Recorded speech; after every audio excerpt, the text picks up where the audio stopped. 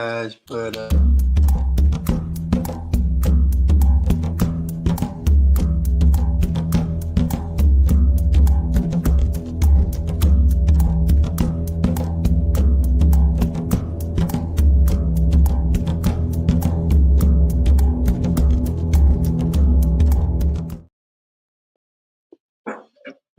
greetings. This is Real Talk, History as a Weapon for Black Liberation, and I'm your host, Dr. Sundiata Kaita Chajua. Today with us, we have a real pleasure. We have Phil Agnew of Black Men Build. Mr. Agnew was the co-founder of Dream Defenders after the murder of 17-year-old Trayvon Martin in 2012 in Stanford, Florida. Agnew's work in community organizing and in art is frequently cited and highlighted nationally. He is a nationally recognized educator, strategist, writer, trainer, speaker, and cultural critic. In 2018, he transitioned from his role as co-director of the Dream Defenders, and in July of 2019, he joined the Bernie Sanders campaign as a national surrogate and later named a senior advisor. Agnew currently is an organizer with the Dream Defenders and Black Men Build. Is currently with the Black Men Build.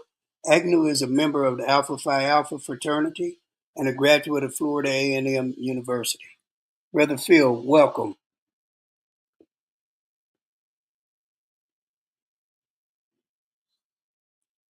I can't hear you. Can you hear me?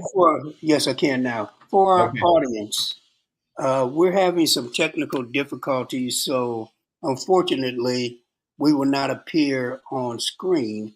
But if you can hear us, put a message in the chat that lets me know that you can hear. Okay. Thank you. Peace. Oh man, we got some Black Men Build brothers in here. I'm excited to be on here with you, Doc. Oh, great. And I am truly excited to have you. Phil, I guess I need to do one more accommodation in terms of some of your awards that you don't have to. You don't have to. I promise. Well, I do. Not for you, but for our audience. You know what I'm saying? Yeah. That you've been recognized as one of this generation's leading voices, and recognized by Ebony Magazine and The Root as one of the 100 most influential African Americans in the nation. That's steady stuff, bro. For a radical, that's almost new territory. Oh man, listen, some of that stuff, I forgot to send you an updated bio. Some of that stuff was from another time, but there was a time where the mainstream media really enjoyed Dream Defenders and what we were doing. I think it was a little bit before they figured out our politics. Yeah. That tends to happen. Yes. So look, I know you've watched the show before, but let me just say that, we try and keep it informal. We go with first names and brother and sister or whatever. And I'm a devotee of William Bill Cross and his negrescence theory in terms of Black identity development. And so I always begin with biographical questions, trying to get a sense of how you became Black in a social and political sense. So I like to begin with people's youth. But before we start, I want to honor Brother Bill. So he died December 6th of 2024, and I'd like to take a moment of silence just to kind of honor Bill.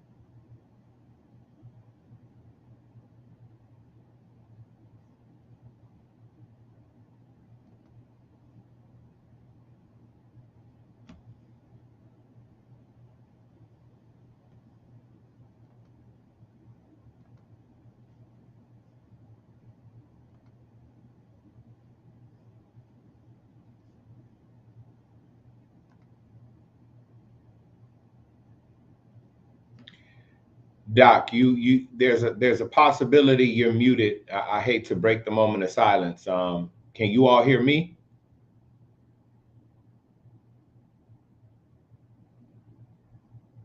Can you all hear me? It Yes. doesn't seem like you all can hear me. Okay, all right, word. I don't know. I didn't want to break the moment either, but I think we've reached a point. Um,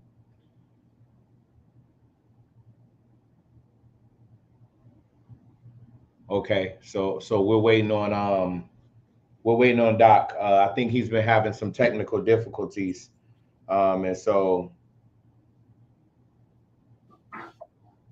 Yeah. Let me. oh, Can there y'all you are. hear me now? Yes, we can hear you loud and clear. Okay, great. Man, this is a. Any rate, we're gonna make the best, and I know it's gonna be a great interview because you got a lot of good things to say. I So I think so. was talking about your formative years Yes, and adolescence, and of course you grew up in the great city. You were born in the great city of Chicago. yes. We'll find out if you were raised in Chi. But Okay, let's do it. Right, let's run the test.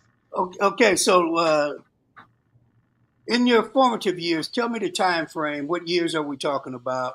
And then talk about the class background of your family.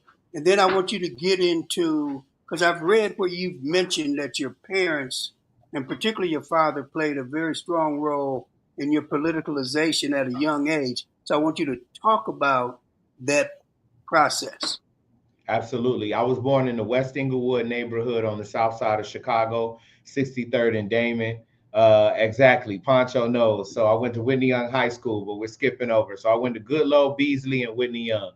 I'll tell you. So I grew up in a working class family. My father was and is a preacher. My mother was a teacher.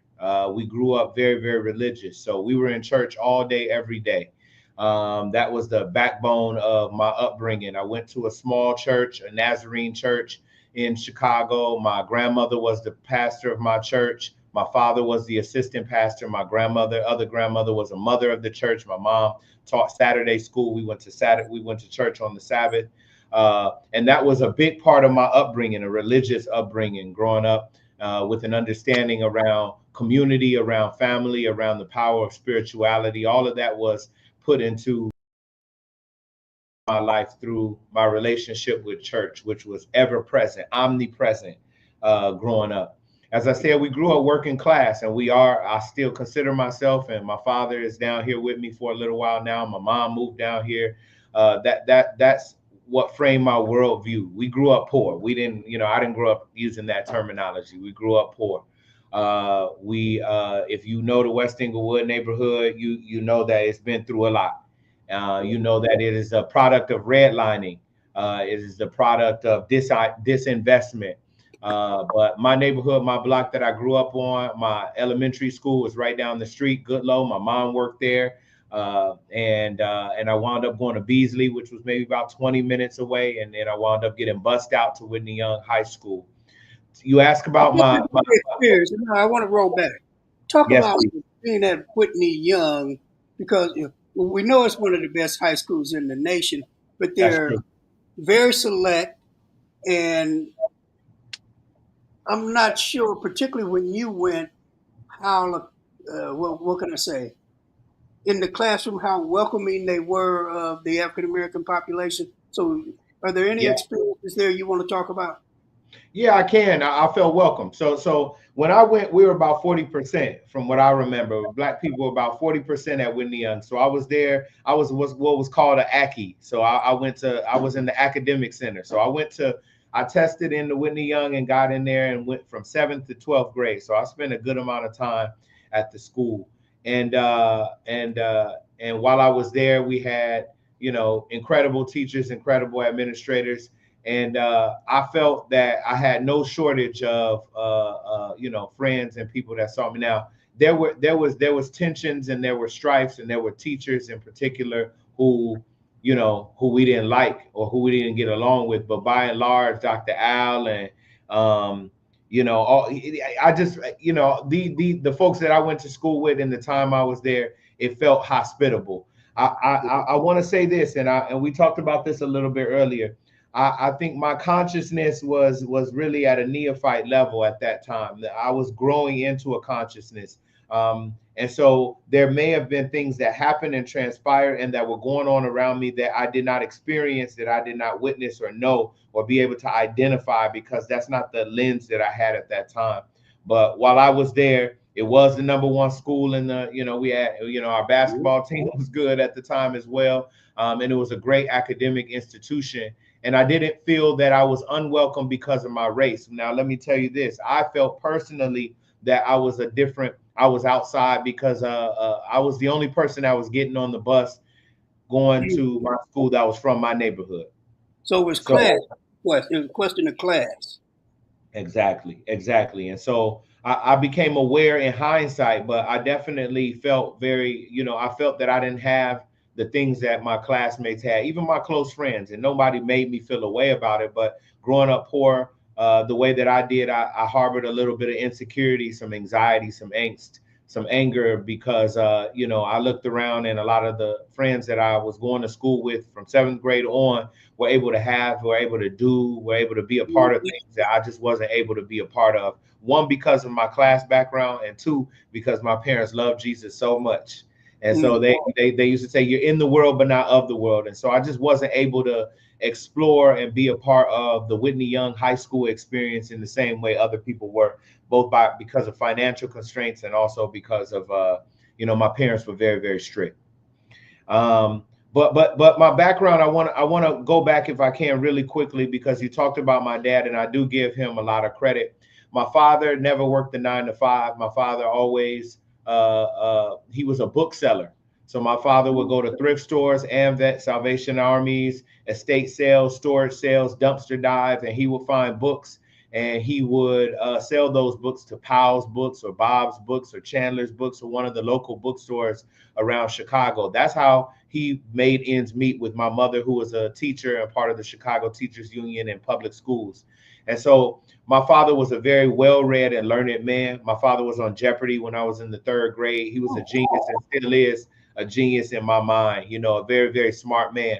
And my father could be considered a radical by some people's way of measuring it. But my father was very acutely aware of the haves and the have-nots in the city. He would drive us around the city and tell us about how neighborhoods became the way that they got, how they used to be, how they are. We grew up knowing that Harold Washington was murdered. That's how he taught us. And so I'll end it there, but I do want to talk about, I do want to, at least when talking about my childhood, talking about my political consciousness growing up, a lot of it was framed by my dad's more radical side. He hated the police. He hated people. He really didn't like people who had a lot of money. And I harbored a lot of that, even though I didn't know and connect it with a political systems analysis. I harbored a lot of that growing up. Brother, that sounds like a good upbringing. It was. Like it truly does. It Yes. truly does. So you you may have been involved prior, but the first notification that I see nationally that shows up is the Martin Lee Anderson case in 206. Yes. So Yes.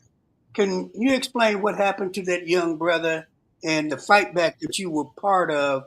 What do you feel that you were able to accomplish in that regard? Well, as I said, I grew up, I grew up with a lot of anger. And so, and that anger continued to propel me in a lot of different ways. I think there's some positive and negative aspects to it. But what I'll say is I wound up being really, really lucky and blessed to attend Florida A&M University.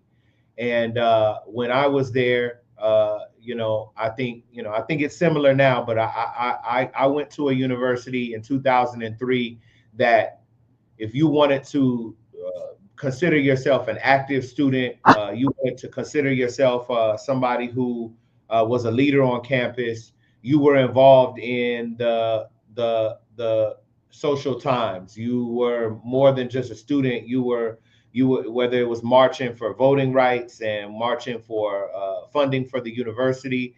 to be considered a student leader on campus, these were, your prerequisites. And so I give a lot of credit also to Florida A&M, the FAMU that I know. I went there in '03 and I was freshman class president. And this connects to the story. And, I didn't know what it meant to be freshman class president. I just knew that my high school time and my tenure in high school, I didn't reach my potential. That's what all my teachers said. And I think that's what my parents felt too. And so when I had the opportunity to run for student government at FAMU, I jumped at the opportunity, even though everybody told me that I would lose. And really all indications up until that point signaled that I wouldn't be successful. But I wound up becoming freshman class president.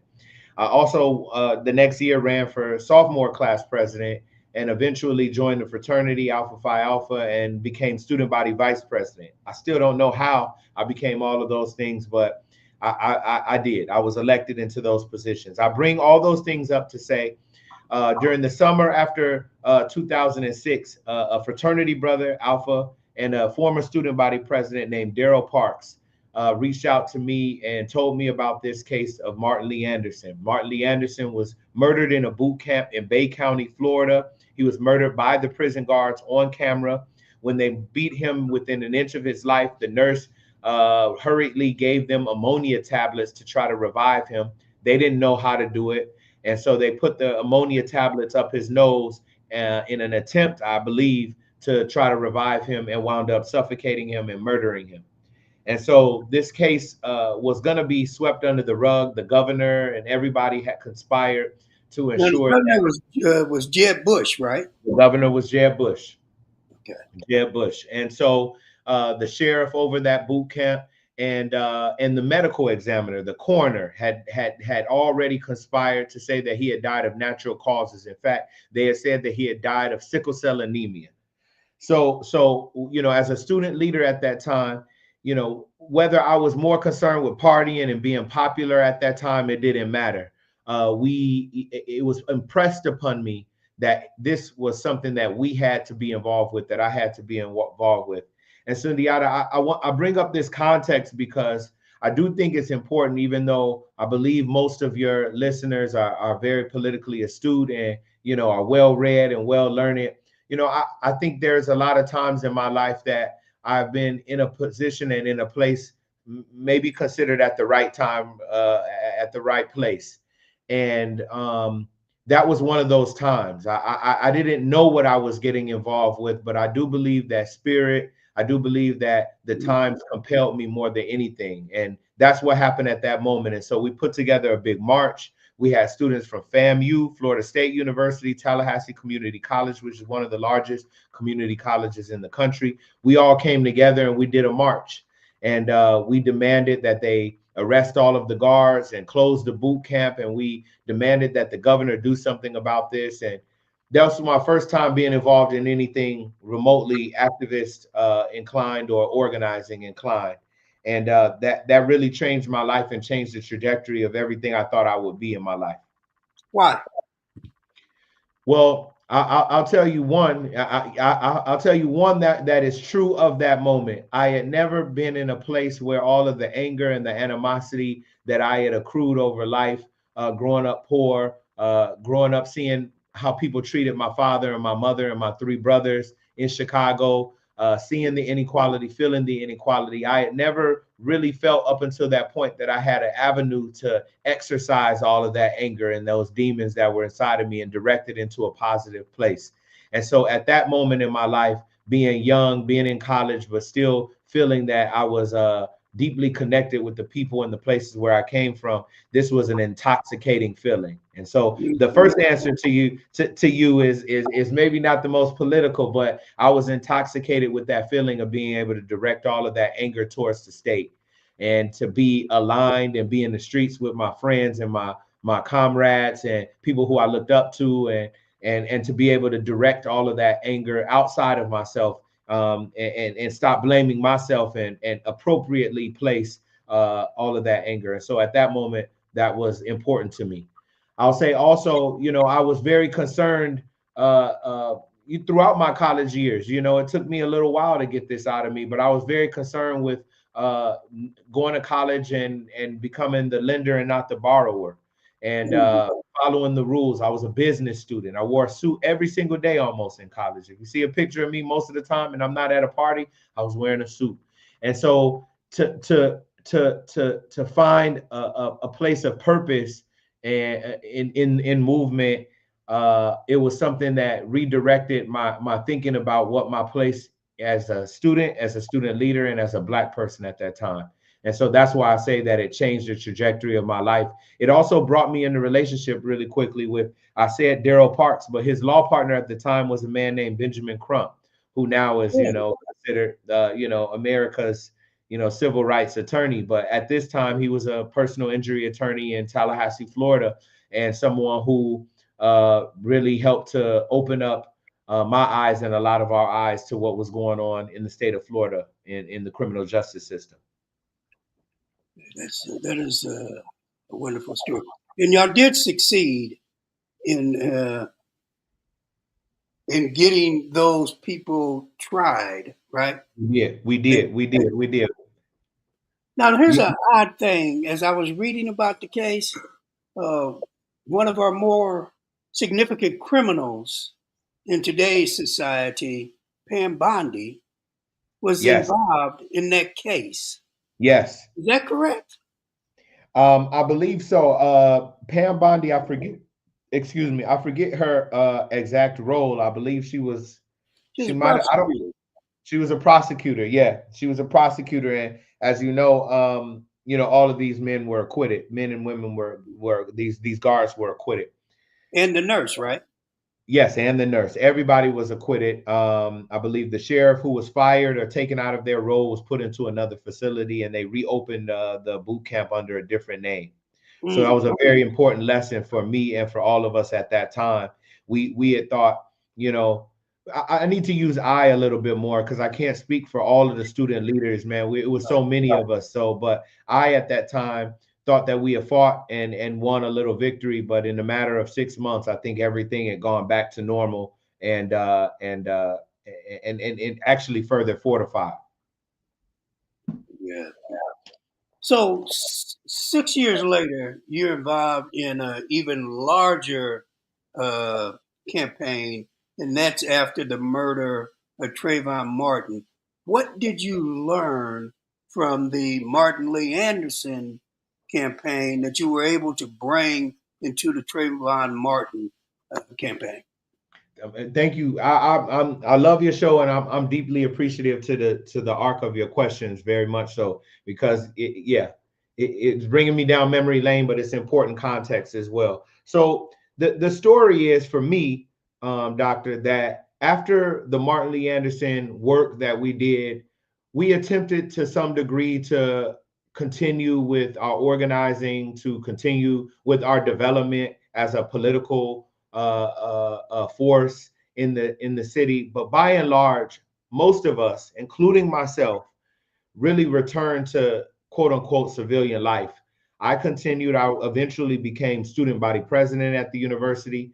And if you know anything about FAMU, sadly, during that time, just as this one, there were a lot of things going on campus that really I directed a lot of my energy and attention to. We were trying to find a new president. They were trying to take things away. Pretty much a repeat of 20 years from ago we were going through at that time. And so a lot of my energy was focused on, at that time, being what I thought was a good student body president at that time.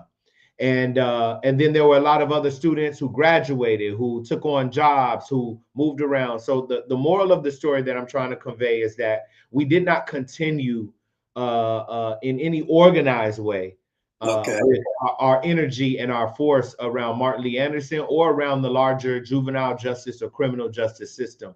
A lot of us went on with our lives. I was one of them. I took on a job. I graduated and took on a sales job. And so when you ask the question, when I'm just a part of helping to start Dream Defenders after Trayvon's murder, one of the central lessons that we had learned, because I helped start Dream Defenders with brothers and sisters that I had organized with while I was in college, is that we can't just march or protest or engage in some sort of campaign. We knew at the time that we had to start an organization. I would say that is the biggest thing that we took from our college experiences, is that if we want to be about the business of transforming the state of Florida or the country or our city, that an organization must be the vehicle for that change. And so I would say for me, though there were many people who have different stories in relationship to the organization, there would be no Dream Defenders had it not been for what we call the Student Coalition for Justice. Actually, Martin Lee Anderson, Justice for Martin Lee Anderson. There's a direct through line for me. And that was one of our biggest learnings, that we had to start an organization. We didn't know what we were in for, Doc. We didn't know all that it entailed and all that it required. But most of us who helped who helped do the march and do a lot of the things around the start of Dream Defenders knew that it had to be something that lived on. You know, Brother Phil, I'm very comfortable just being called Sundiata, man. Okay, yeah, you know, Doc just off the tongue, but I got you. Sundiata it is. Yeah. You know, students and white folks, you know how I roll out the doc. Comrades, come on. I got you. I'll conform. So, in the period that you're in the Dream Defenders, and this is kind of like, I always want to know what people were reading, right? Yes. So what are you reading as you're building the Dream Defenders? And is there a collective PE project within the Dream Defenders, or are you reading and learning on your own? There was not as much collective PE during the first few years of Dream Defenders. We started in a moment of tumult. 2012, you know, there's a lot going on. I don't think we should soon forget all that was happening. Occupy Wall Street, Troy Davis, right. You know, the like myself and our current director of PE, Ekundayo, did a talk that we're very proud of, that talked about the 2012 kind of whirlwind moment with the People's Forum. But I don't, in hindsight, you always have time for PE. In hindsight, every action, every activity, every tactic, every reading should form a foundation of political education. But in that moment, I don't think we felt that we had the capacity and the time to do it during those first few months and those first few years. We were engaged in action and activity and protest and sit-ins and occupations. And it didn't become a big part of our organization until maybe year 3 or year 4. But what I was reading during that time are things that, you know, people were giving me, mentors were giving me and telling me to read. And so you know, The New Jim Crow was one of those books. You know, now we have healthy critiques of the book, but at that time, it formed a foundational understanding of the system that we were fighting against, which was private prisons in the state.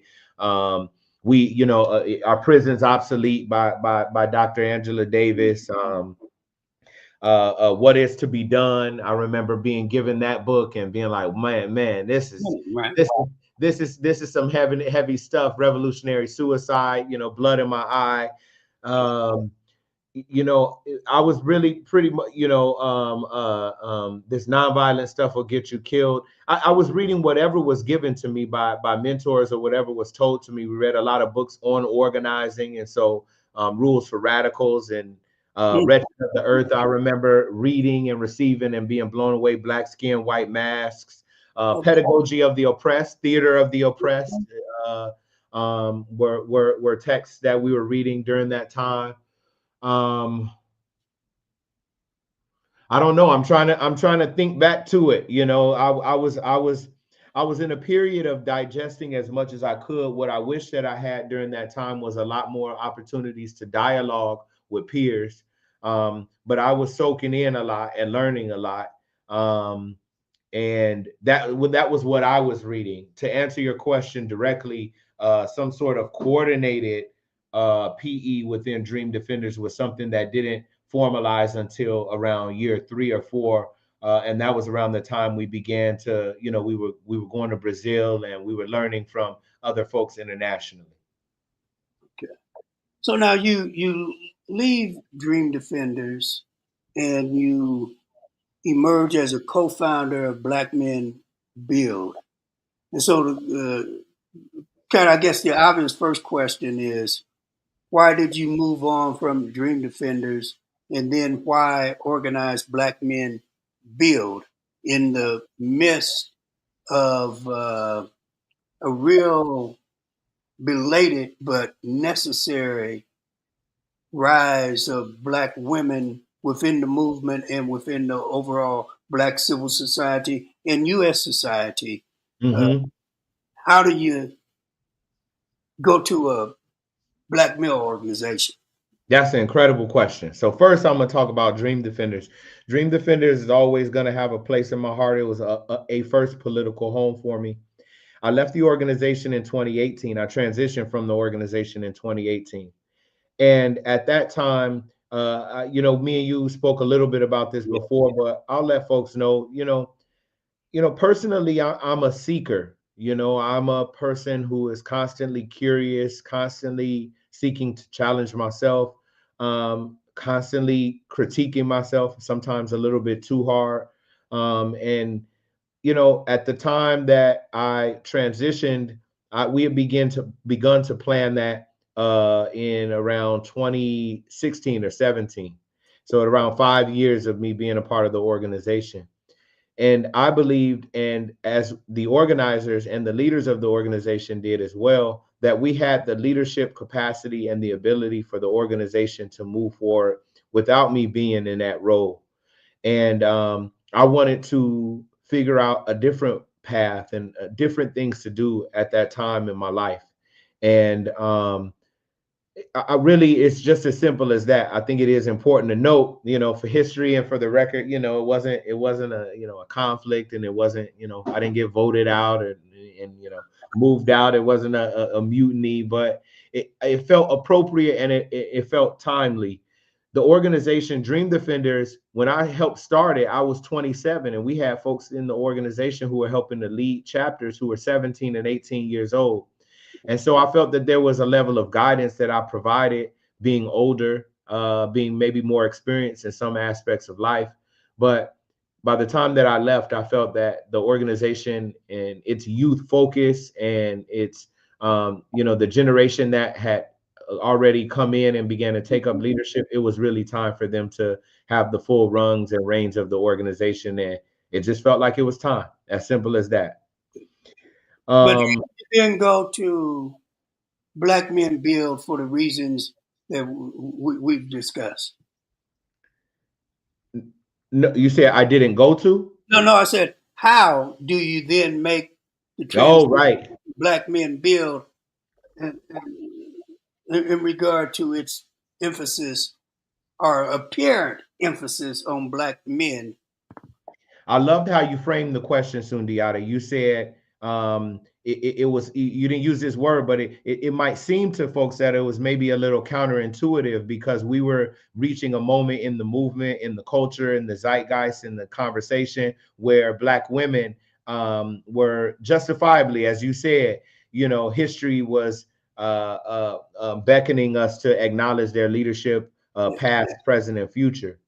And I would say, as I've said before, and other folks who have helped to start the organization have said before, that we felt that we were perfectly in line with the moment, because our work, if you understand the work of Black feminists, if you understand the work of revolutionaries, of leftists, period, one of the central tenets isn't just to have Black women in position for Black women's sake, or to acknowledge Black women's contribution or women's contributions to our movement, just to acknowledge, but it is at its root a condemnation, an acknowledgement, and a seeking to root out patriarchy, a deep, deep patriarchy, a white supremacist, a capitalist heteropatriarchy that is in each and every one of us. That actually was the central question and the central tactic and strategy of that moment. It wasn't just to highlight Black women. It was to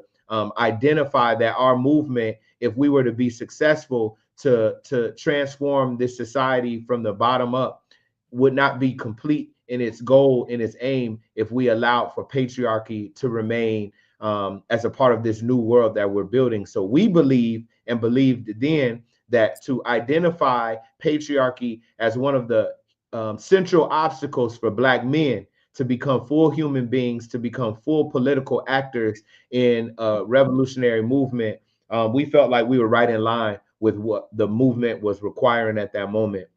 To be more specific, we were approached by sisters, fem within the movement around what we see now, a more mainstream entrenchment of patriarchy amongst Black men, amongst men writ large, Latino men writ large. We see it reflected in Trump, in this fascist regime that is not new, but has surged in popularity now. We see it online in the manosphere. And so we were approached around this question about what can we do, what is to be done around ensuring that our movement really is capturing and able to count amongst its most active members, the men in our community. And so Black Men Build comes out of that question, what is to be done? And what we decided to do was to help found this organization. Our brother Hiram is here in the chat. There were a number of brothers who were a part of those initial meetings. There were maybe other strategic or tactical decisions that could be made, but at that time, we felt that we were in position to best organize men in this way, to create an organization where Black men knew that they could come in, that they could that they would be approached with love, with care, with accountability, with transparency, with vulnerability, and that you could trust that the brothers that are part of this organization are for you. And in being for you doesn't mean that we allow you to continue to be as you once were, that we will push you to be something different, something more. And that's what we did. And that's what Black Men Build was. And that's what it is. It's evolving every single day. But for us, we don't feel that we were running counter to the currents of that current moment. We feel that if we as a people are serious and truly committed to rooting out patriarchy, capitalism, white supremacy writ large in our community, that we have to speak with, that we have to organize with, that we have to challenge, that we have to care for Black men, not in front of, not before, not at a larger level than other groups, but we can't leave our brothers on the wayside. Listen, I'm really admiring what you did, what Black Men Build has done. And one of the reasons is that there was a brother here who was killed, Kewan Carrington, murdered by cops in 2015.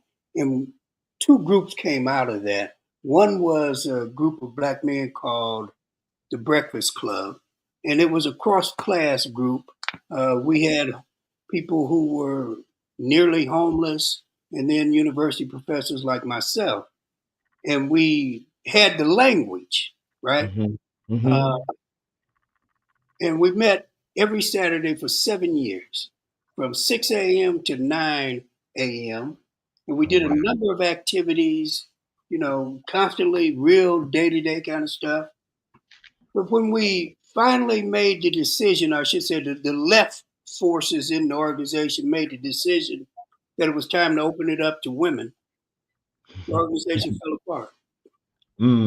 Okay. Nobody's at the meetings. Mm-hmm, Nobody's mm-hmm, taking mm-hmm. care of the work. And so it was clear that there were folk, well, I should say it was also combined with, even though we had a couple of gay brothers in the organization, it would be fair to say that there were people who consistently made little comments and did memes that was designed to harass them. When we moved to get that stuff under control and admit women, it fell apart. So I'm amazed at your ability, the organization's ability to keep Black men focused and for them to understand that patriarchy is absolutely a major part of the problem that we've got to deal with. So I admire that. Yeah. I want to ask you a different kind of question, but it builds on earlier questions. So now your Black Men Build has the type of material that you're reading and the way in which you're doing PE, has that how did that transform and how does it compare to what you were doing in terms of the Dream Defenders? What you were reading and the nature of the PE, does it become more systematic? Mm-hmm. Yeah. You know, comparison is a thief of joy. So I'm not going to compare the Dream Defenders, and I'm not active as a member to be able to tell where they are now. What I can say is one of the things that I'm most proud about with Black Men Build is our political education. I'll talk a little bit about the evolution of it, and then I really do want to land where we are now. So when we started the organization, we immediately set about putting together not just programs, service programs, our circle, which remains a foundational element of Black Men Build, where brothers can be open, can be vulnerable, but we're serious about developing a political voice, a political analysis, and putting it out into the world. So when we first started, a lot of that was online. So you would see social media posts that talked about the issues of the day, and that's what we did. We wanted to move brothers to the left. That is a very, in some ways a little bit of a vague thing, but in some ways very, very specific. It depends on your vantage point, but we wanted to move brothers to the left. So our goal on social media, on our mass calls, on what became our Theory Thursdays, was to present whatever the issue was of the day, whether it be vaccines, whether it be land, whether it be marijuana, whether it be the criminal justice system, and to present thinkers and folks who could speak very, very plainly about the issues and move brothers to a left perspective of the issues of the day. And so that was our goal from the very, very beginning. And so we also started to put out a print publication called Wartime that also laid out and talked about in a longer text form what is going on in the world and what is the Black Men Build analysis of it, what is a left vantage and perspective of it that may be different than what you are seeing. We had issues about money, power, and respect. We talk about that in hip hop culture and Black culture, but what is a left perspective of money, of power, of respect? We talked about love. We talked about Black love. We talked about relationships. We talked about organizing. And we did all of those things online through our Theory Thursdays, through our mass calls, where we brought the preeminent thinkers and organizers of the day right in relationship with brothers and sisters. And we're very proud of that foundational element. I'm immensely more proud of where we are now as an organization. We brought on a brother named Ekundayo, and he became our director of political education and culture a little over a year ago, about a year and a half ago. And he set about developing a team of sisters and brothers within our organization whose central focus is ensuring that not only we're moving brothers to the left, but that Black Men Build has a very clear political line, which we are still cementing and formulating. But that process is a dynamic one that's happening not just with a small group of people or leaders, but across the organization with our PE team. That includes Brother Josh Ingram Lorick, who's been active here on the chat and is one of our strongest brothers in Miami and around the country. That includes Dr. Randolph Carr. He's another person who doesn't like me to call him Dr. Randolph Carr, and has been a big part of ensuring that when you join Black Men Build, you understand our politic, you have an opportunity to help form it and develop it in an organic way, and that you're able to teach it and make it plain, as we say. This year, we kicked off our Walter Rodney Study Group, a 10-week program that we're very, very, very proud of, where brothers and leaders across the organization gather weekly to dig into groundings with my brothers, how Europe underdeveloped Africa to develop an understanding of the pedagogy of the life, of the way of being of Dr. Walter Rodney.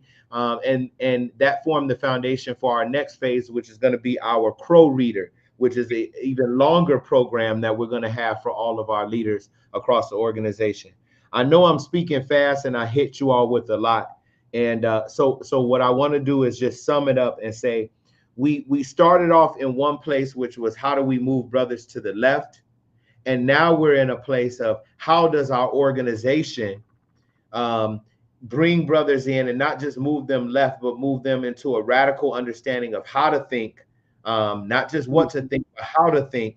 And how does that apply to our work, How does that apply to the way that our organization it moves in the world, our principles, our policies, and how does it direct how we move in our strategy and not the other way around?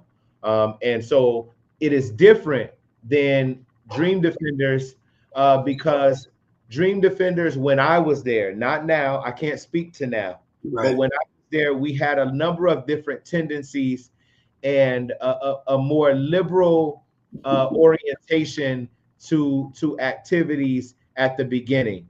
And we began to formalize that as we move forward and got smarter. And I'd like to think that Black Men Build maybe reached that crossroads point far earlier because we had brothers like I was about to call Doc Hiram a Doc, but Hiram Rivera and our co-director Asa Shaw. These are brothers who I look to for political guidance and analysis, and these are brothers that helped to start the organization. And so I like to think we have a dynamic PE program, and the work that's being done by them should be applauded because it's setting ourselves apart from the plethora of organizations that bring men together to, just circle and healing and vulnerability, which are all important parts of our work, but we've got to move brothers in the political fighting formation.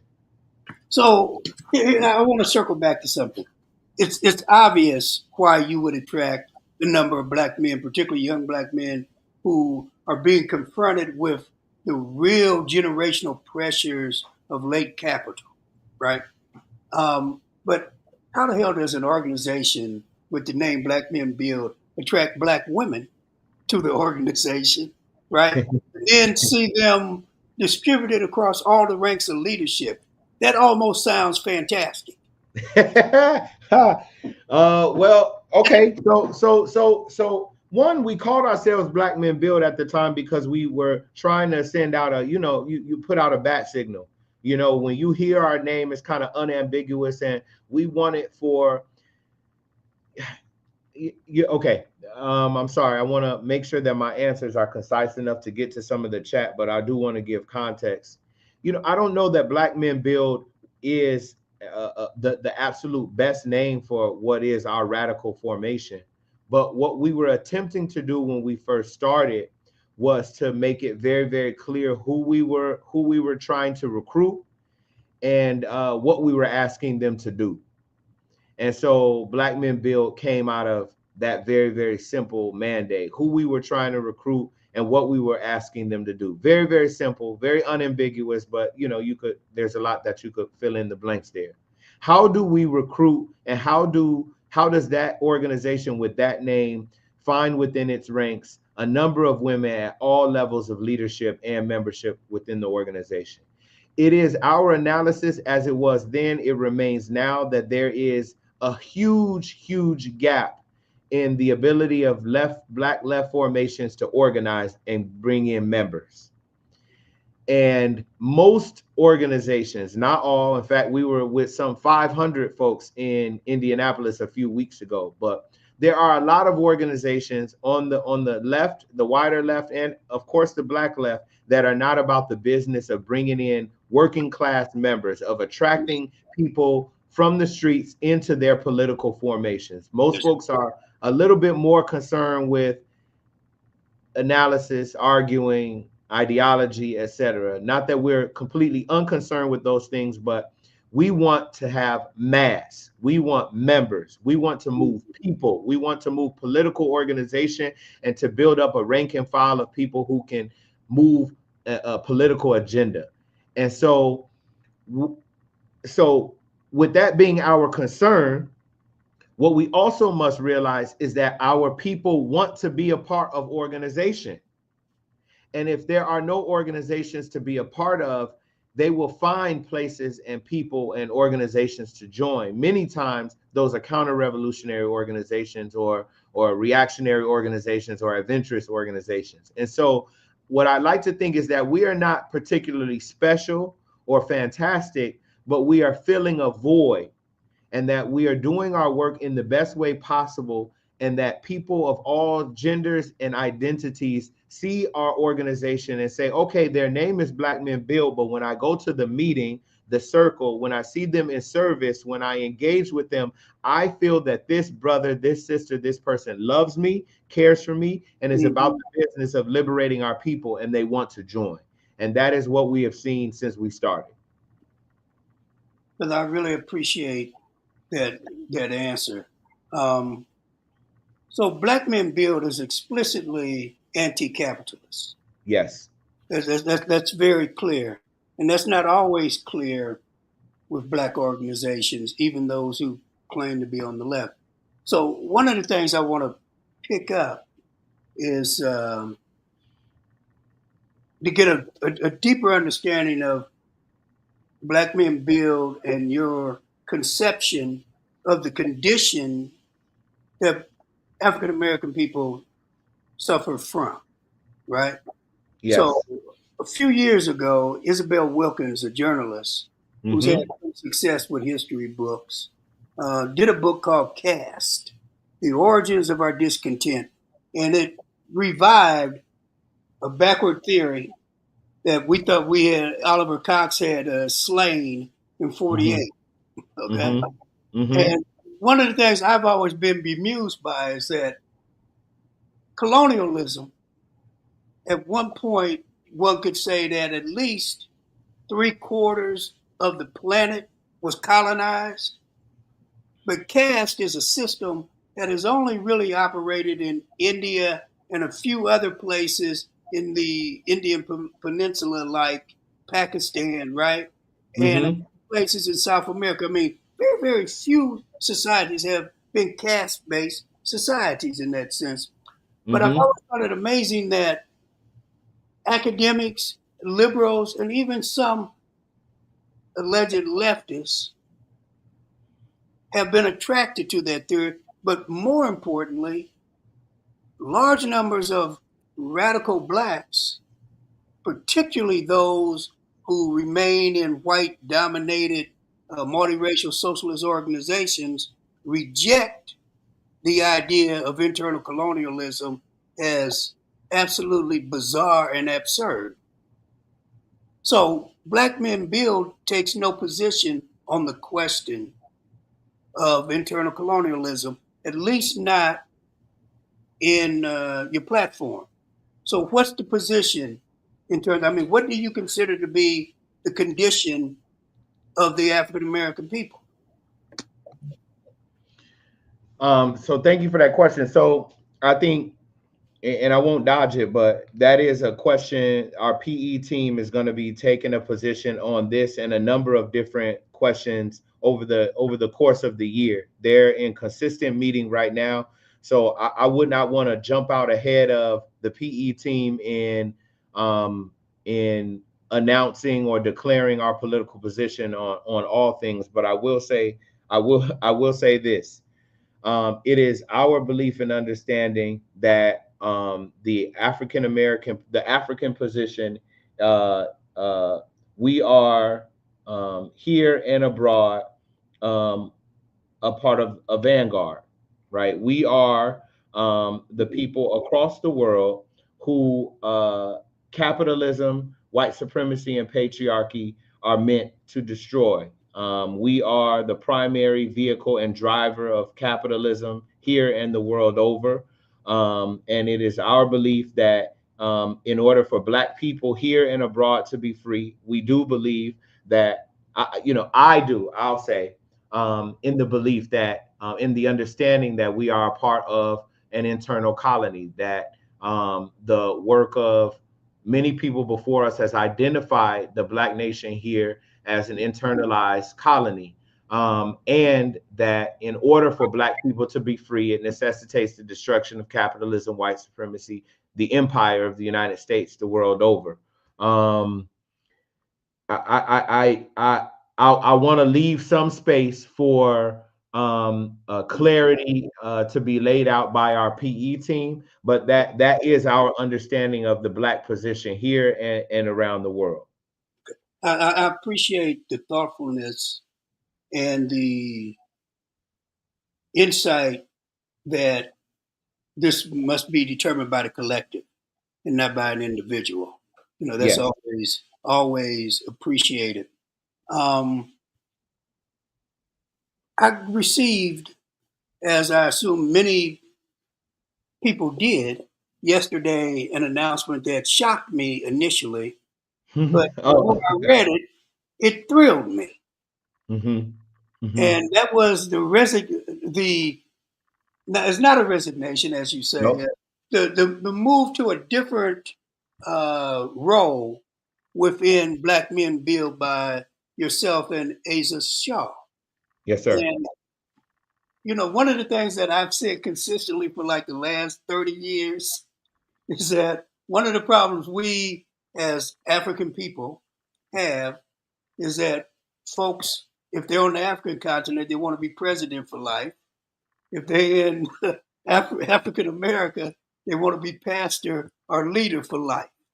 And so I thought that you guys broke with uh, an unhealthy political practice that I think has poisoned us. The last time I can Mhm. think of people moving out of positions was, of course, with the Student Nonviolent Coordinating Committee, where you were the chair for a year, then you moved Hmm. on. Hmm.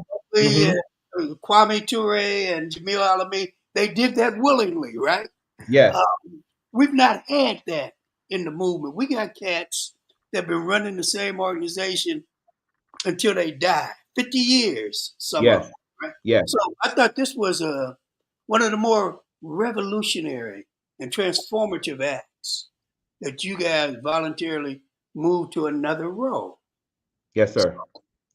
Um, did you enter with the idea that you were consciously seeking to develop and inaugurate a new leadership at some point in time that would take over and you would find another role in the organization? Yep. So this is what I'll say. Black Men Build seeks to be, aims to be, desires to be a radical formation. And one of the self critiques that I have of myself and that we've discussed within the organization is we are a product of this time and place. And so we do, in a lot of ways, have a structure, and we do move in a lot of ways as a nonprofit. And I think that there's no harm in identifying those tendencies within our organizations writ large, and our own organization. And so what we're attempting to do as we grow and evolve is to rid ourselves of the markers where not helpful, and the ways of being of the corporate nonprofit structure that so many of us know and understand as the only one to be. And so I think it has always been a part of myself and Asa's politic and desire that we would not remain in our positions for long. I would go so far as to say that if Asa and I and other people who helped start the organization had the experience that we do now, 5 years in, or even had the courage and the bravery at the time when we first started, we may not have ever been co-directors of the organization. There would have been far more of a collective leadership structure developed to guide the organization, where there are circles and groups at all levels of organization, of the rank and the rank and file, the lead organizers, the staff members, whatever, the central committees. We would have started more like that and not had to evolve into this structure that we're going to be implementing now and moving forward. I know I'm saying a lot, but yes, we always intended and knew that we could not remain in the same formation that we were in, because politically it's untenable for us to continue to reflect in the organizational structure that we had, that is a little bit more reminiscent of a corporate nonprofit hierarchy one. I'll also say this.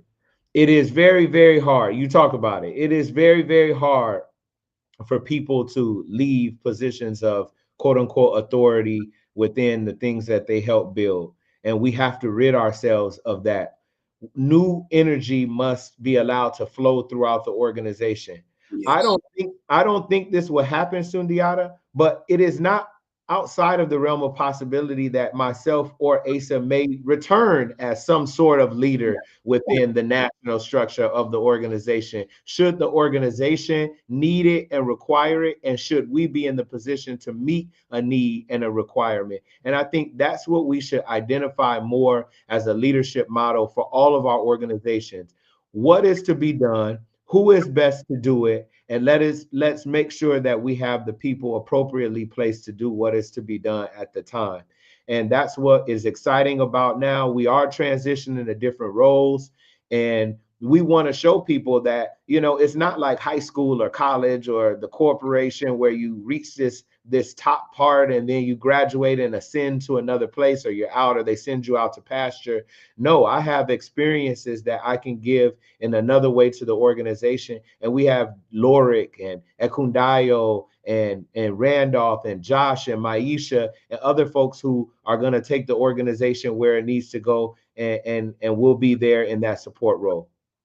Well said.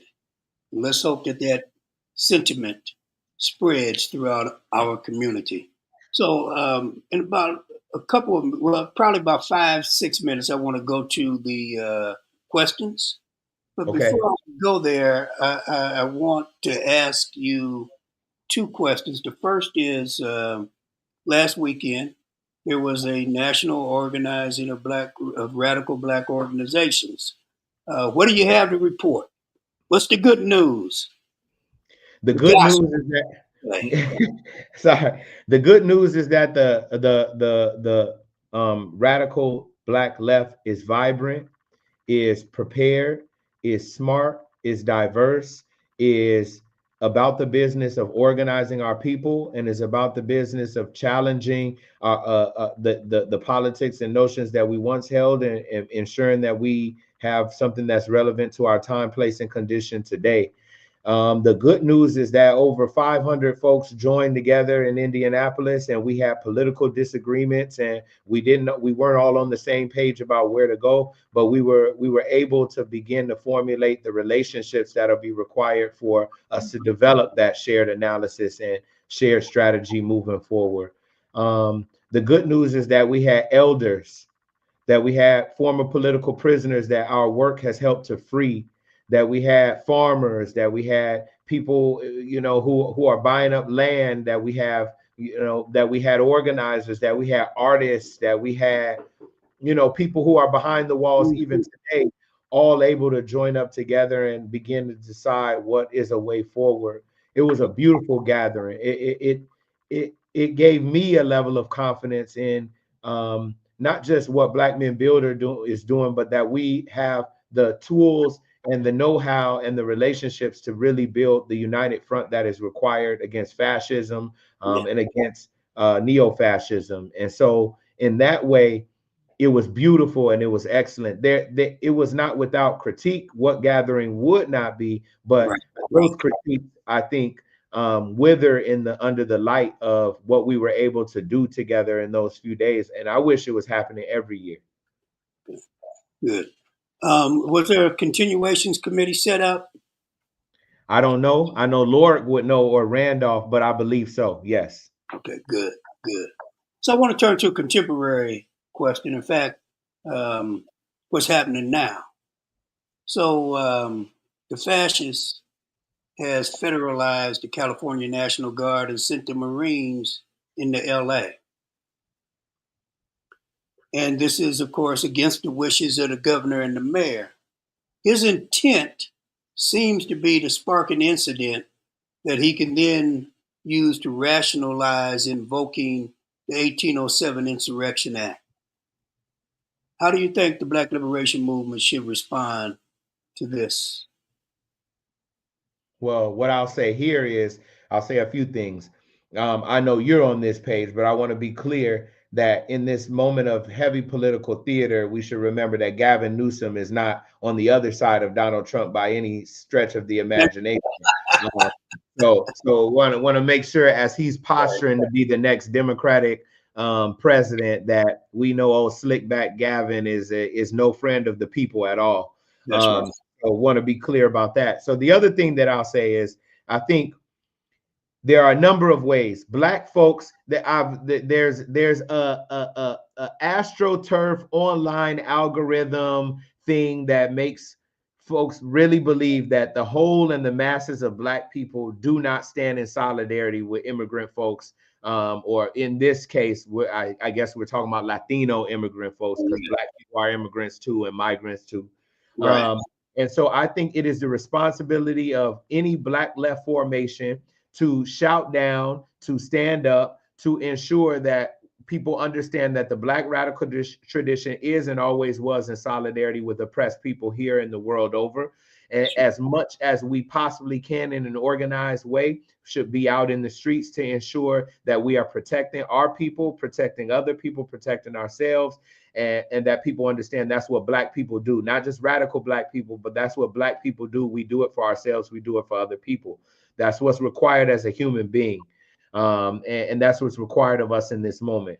I think more than that, Black radical formations need to figure out how to improve our security online and in person, how to protect our ability to raise and generate and move resources to ourselves and to the people in our communities that need them, to grow our mutual aid capacity, because the state is crumbling and has shown itself to have no desire to provide for the basic needs of its people. So Black left formations need to be prepared to provide food, schools, finances, protection, physical protection, housing protection, all manner of protection to its people. And the Black radical left needs to make sure that in a time where the state has shown itself to be incapable and unwilling to provide for the basic needs of the people, that they can depend on the radical Black left to do that for them, and to provide for them, not as a place of charity, but as a place of fortifying our community.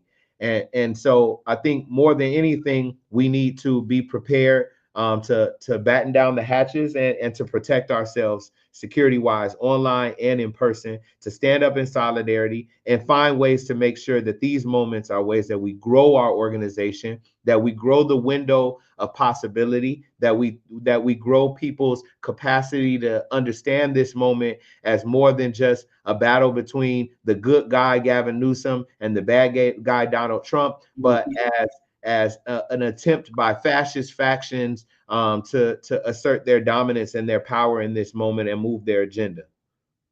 Thank you, brother. I appreciate that. And I want to turn to the chat and pull out some questions. The first question I see is from Jake.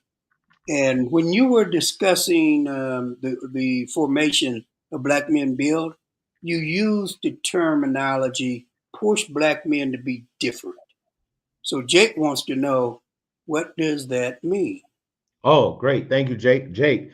So it is our belief and understanding as Black men and Black people, but also as organizers of Black men and Black people, that many of us, not all, maybe you're different, but many of us were raised in this Western empire to understand patriarchy, to understand, masculinity as one way of being, to understand strength, power as domination, as exploitation, as power over, not power with, as emotionless, as stoic, as and the history of Black men in this country as workhorses, as philanderers, as people only able to show our power, our strength in a certain way. And we believe that that way of being is death dealing. And so when we say push men to be different, we are pushing our brothers as we are pushing ourselves to understand masculinity, to understand our personhood, to understand our humanity in different ways, ways that are collective, ways that are loving, ways that are caring, ways that are strong in different ways. And that's what we mean. We do not mean that masculinity is divorced from some level of strength, that masculinity is divorced from some level of being able to protect, being able to provide. We don't mean that we're throwing all of it out What we are saying is that we should question all of it, and that Black men should feel a responsibility and a joyful opportunity to redefine what masculinity means for us, and not Western European masculinity, which we believe is fragile, is cowardly, and doesn't serve any of us, and doesn't serve white men either, to be clear. That's right. That's right. Now, it's interesting that you ended on that point because the very next question from Paranoia Agent is, how is it? So they want to know, how is anti-white supremacy to push Western white understandings of gender and sexuality on Black men? I think that question is somewhat badly formatted, but I think they're asking, how does white supremacy infiltrate Black men? I think that's the question. Yeah, I think I was attempting to answer that in the other question. I think just on the most simple level, we all are raised and educated in, most of us, I am raised and educated in this country, and so there are things that I was taught meant that I was successful, meant that that I was achieving, meant that I had actualized, and it took me a while. But eventually I found that those things did not do those things, did not make me feel free, did not make me feel connected, did not make me feel actualized, or powerful, or liberated. And so I just want to be clear. I think a little bit that question when I first read it was saying, are you all reinforcing gender and sexuality, binaries, and dynamics? We don't believe that we are. We do believe that there's a certain way that we have, our name is Black Men Build. We have discussed ourselves, postured ourselves, presented ourselves authentically as how we are. And we do that because we as a radical formation that seeks to actually have members can't be so divorced from our people that they feel no level of familiarity with us. I love Parliament Funkadelic, I love Sun Ra, I love, but we love the Hebrew Israelites, and there's no shade to them, but at some level, in order to recruit members into your organization, you have to talk like, look like, be like the people who you want to organize, and then hope to move alongside them into a different way of being. And so we're not reinforcing gender dynamics or sexuality dynamics. We're fighting against those every single day, but we also are the people who we are. I'm a Black straight male who loves hip hop, loves football, and loves cars. And I have critiques about all of those things, but that's what I bring into my organizing work, and that's I would like to think is a trait that I use in order to bring brothers into a different place. As Ma would say, you got to swim with the school of fish in the sea. Thank you. Thank you. So, going to a next question, and maybe I should try and find a couple that I can combine. But this question is, what methods can educators, and I think we should say that activists are educators, can use Mm-hmm. to disrupt post neoliberalism? I'm not even sure what that is, but have It's an idea, take at it. you know we believe in a pedagogy of a radical pedagogy. So we believe that everybody is a teacher, everybody is a student. And I love the way that our brother Lorik instructs and teaches. We believe in pulling the organic knowledge that our people already have about what is happening in the world, what they see in the world, affirming that knowledge, and bringing it together to form a new conclusion about what must be done based on the experiences of people, based on the experiences of people that came before us now, and what we see happening in the future. And so in that question, I believe, one, as you said, Sundiata, all activists, organizers are educators. We should all consider ourselves educators, who have things to teach and have things to learn. In that way, we believe that in this moment, we should embrace the knowledge and the understanding of all of our people, of our uncle who's online reading all that crazy stuff, of our kids Mhm. who are on TikTok all day, of our sisters who are part of so many social clubs and church groups. It is my understanding and belief, Sundiata, I want to say this, that not only do our people already know that this world is not what it should be and could be, they That's already know it. They I know would, it. yes, I would say that our people feel it in their spirits. This is why our people, we see so much alcohol abuse, so much promiscuity. And this is not me, I know where this could go, Yeah, right? yeah, yeah, yeah, I yeah, know yeah. where this train of thought can go. But what I want to say is we have so many of our people who are numbing themselves every single day, That's not right. because they are foolish, but because they know and that they feel that this is an inhumane, horrible, despicable society, and that capitalism, white supremacy, and patriarchy are destroying them every day, and they have no way out. And it is our responsibility not to tell them that you are the problem, blah blah blah blah blah, even though we do have to have accountability, but to say there is a way out, and it is through organizing. And you already know the things. You don't have to read all the books, Fanon and Marx, though those things are going to help you tremendously in understanding that our people know what's going on and always have. But you have the tools available to you to understand your current situation. And with your brothers and sisters and neighbors, we can find a way out. And that's the responsibility that we all have to teaching people about this, post neoliberal, which is new to me, but place that we're in right now. It's not overly complex. That I just want to say That's right. that the technocrats and the Bitcoin and the AI and all of that stuff. I mean, it's a lot. It's a lot. But Yeah, at the end of the day, it is the emperor has no clothes, and that's right. everybody knows it. That's right. People know that the emperor been peeing on us for a long time. And calling it rain. That's right. So now we got Jake again, and this is Okay. that classic nationalist versus Marxist socialist kind of question. And so Jake asks, why push brothers to the left instead of pushing them to be stronger in their cultural and racial identity? Being part of the left right spectrum means participating in whiteness. Oh Why not well, just reject it all? yeah. I mean, I appreciate that question. I don't when well, I think it really depends on your orientation. I push back on the notion that when I say left, I think white, because I don't.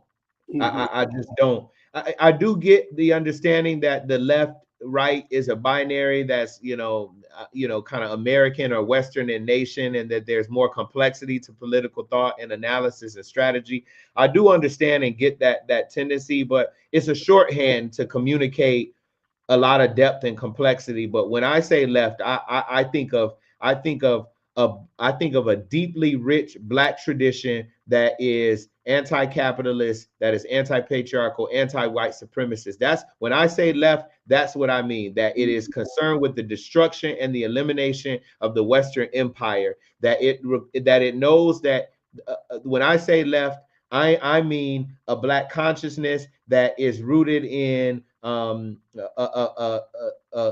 solidarity with Black and African people around the world, a solidarity with another antiquated term, third world peoples and oppressed peoples around the world against empire, that is not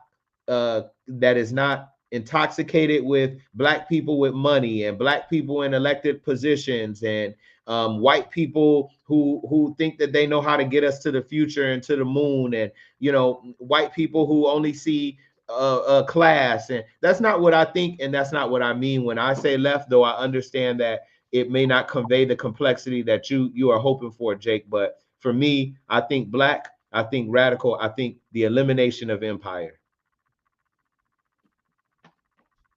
Okay, there is a question from Generation Love, and I may mispronounce part of this, but it says there always needs to be a road paid for Yehoshua Ha Mashiach. So I assume they're talking about a Messiah. and the Roash Ha Kodash concerning revolutionary machinations, otherwise Animal Farm. Everything is spiritual. Feathers hold value too. So Okay. another. Yeah. That's beautiful. That's beautiful. Yo, real quick, if I could skip ahead, Mr. Sean, I see you talking about Yarvin. And it was one of the later questions, Sundiata. It just came through at 9:22. Or it's not a question, but I think this Yarvin stuff is super, super interesting. I think but it does need a specific response. I don't know if our response to him is different than our response would be to anybody else, but I do think that more Black people should understand the evil and the dark stuff that this Yarvin brother is talking about. He wants Who is this Yarvin brother? Who is he? one, he ain't a brother, so I shouldn't have called him Oh, that. okay, But white boy. Okay.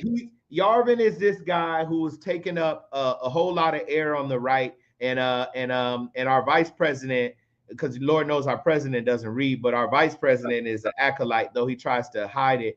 And he's just a deep neoliberal. He believes that we need to replace the president with the CEO, which is basically what we already are doing right now, or Right. already have been doing. And that we should run the country like a corporation, and that there should be absolutely no voting. There should be absolutely no democratic process, that we should have a king or a monarchy, a techno monarch or whatever, a CEO and a board of directors, and they should make all the decisions based on what is most profitable, not what is good for people, etc. Now, Yarvin would say, which he's been talking about, oh, well, this there is not it doesn't automatically mean just because we have a CEO and a board of directors that it's going to be evil and bad for the people and blah, blah, blah, blah. But this guy's just like every other run-of-the-mill neoliberal. He just goes super, super extreme and doesn't hide it. He's a fascist, right? He just says we should, there should be no voting. People are idiots. We can't be trusted to run the country. You need a super, super smart, most likely white dude. He does claim that one day this technocratic, autocratic person could be Black. He's not racist. He says they could be Black, but the fact that he even had to answer that question is a sign. But I do think it's something we should know about. I just read it, and I think it deserves a response from us. I don't think it's a completely different response, though. We do need to start going toe to toe with these people online a little bit more. Okay, we've got 4 minutes, and I have a last question that let me find it. That comes from Pulu the Punk, and it says, "Oh, I understand. I just wonder how you think Black radicalism and Africana people ought to respond to the contradictions between capital and labor." Oh, I think that comment was a part of the a longer conversation that was happening that may have gotten answered in the chat already. Okay. Yeah. Yeah, it was a question for somebody else. Yep. It was to Jake. I think we're clear on it. Yeah. Okay, good. I just want to say, I know if you do have one other question, I'm open to it, but I want to thank you for the opportunity to be on here to dialogue with you. I hope I can join again, and thank the chat. I want to thank Lorik and Brother Hiram for engaging in the conversation, and everybody else. I'm just calling those out because they're part of my organization, but everybody else who's jumped in and talked and discussed, and I think that's just what we need to do. And I want to continue to grow smarter and become a better leader. And I think it's through these conversations that we're able to do that. And I deeply appreciate your coming on and the quality of your responses and thought. And so at this point, I would say, do you have any announcements? Well, yes, Black Men Build is starting up chapters. Our national organizer is developing chapters around the country. And so if you want to learn more about helping to start a chapter, please go to our website, blackmen.build. If you're on our Instagram, you know, we're in the arena of hearts and minds, and so we're constantly putting out material from our communications team, Jeremy and Micah, to give you some insight into the workings of the or the complexities of the conversations of the day. And if there was a question that was inadequately answered in the chat, please hit us up online. My email is phil@blackmen.bill. We love to engage more and count you all as members and supporters of the organization. The last thing I'll say is, if you are donating to us, thank you. Please increase that donation. And if you're not, please consider to donate monthly. We're really seeking to be an organization that lives into our values, and that requires us to move farther away from nonprofit support than we are now. Thank you, Brother Agnew. And at this point, we're going to sign off. Thank you. You're welcome.